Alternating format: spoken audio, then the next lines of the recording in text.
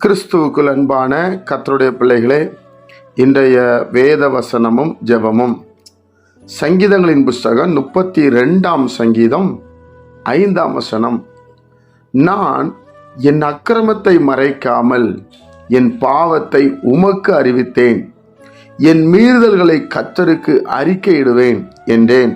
தேவரீர் என் பாவத்தின் தோஷத்தை மன்னித்தீர். சேலா என்றால் மறுபடியும் நீங்கள் வாசிக்க வேண்டும்.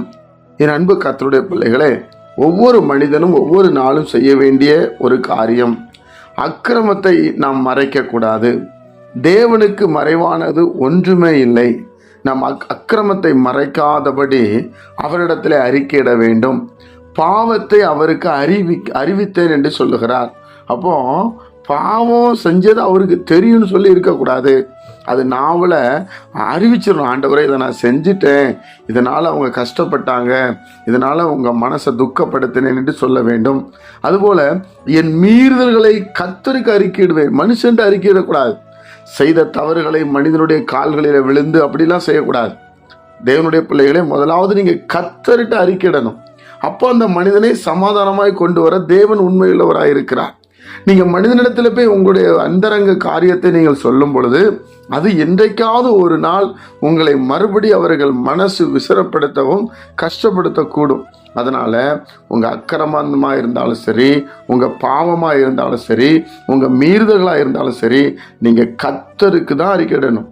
அவர் நம்மளை மன்னிச்சாதான் மனிதர்களுக்கு அந்த மன்னிக்கிற சுவாபமே வரும். தேவனுடைய பிள்ளைகளே, தேவன் மன்னிக்காமல் மனிதர்கள் மன்னிக்க முடியாது. அதனால்தான் ஆண்டவர் மன்னிச்சு காண்பித்தார்.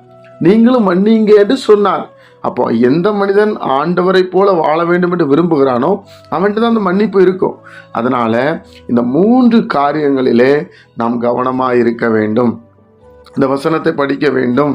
ஆண்டுடைய பிள்ளைகள் நீங்கள் அப்படி இருக்கும்போது நிச்சயமாக ஆசீர்வாதத்தை பெற்றுக்கொள்வீர்கள். ஜெபிப்போமா. பரிசுத்த பிதாவே, உம்முடைய குமாரன் இயேசுவின் நாமத்தில் வருகிறோம். இந்த நாளை நீர் எங்களுக்கு ஆசீர்வதித்து தாரும். உம்முடைய சமாதானமும் உம்முடைய சந்தோஷமும் மனநிறைவு எங்களுக்கு உண்டாகட்டும். எதையும் உங்களிடத்தில் நாங்கள் மறைக்காதபடி எல்லாவற்றையும் திறந்த புஸ்தகமாய் உம்மிடத்தில், தேவனாகிய கர்த்தரிடத்தில் நாங்கள் அந்தரங்கத்தில் ஜெபிக்கிறவர்களாக எங்களை கர்த்தர் உருவாக்கும்படி ஜெபிக்கிறோம், தாழ்த்துகிறோம், அர்ப்பணிக்கிறோம். இயேசுவின் மூலம் பிதாவே, ஆமென்.